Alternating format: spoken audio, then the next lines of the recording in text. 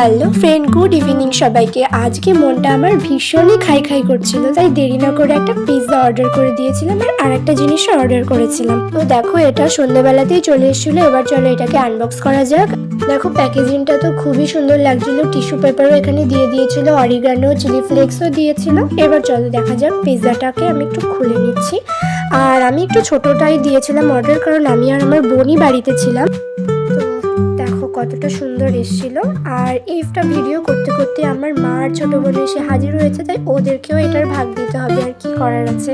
এখন এই বক্সটাকে একটু খোলা যাক। ফার্স্ট আমি এটাকে কেক ভেবেছিলাম, কিন্তু দেখো এটা কিন্তু অন্য কিছু এসছে। এবার চলো এটা ভেতরটা একটু কিরকম দেখি। দেখো, এটা কিন্তু ভীষণই চিজি ছিল আর পানিরও ছিল এটার মধ্যে। আর আমি পিৎজাটার উপরে অরিগানো আর চিলি ফ্লেক্সটা ছড়িয়ে নিয়ে এবার একটু টেস্ট করে দেখি কেমন।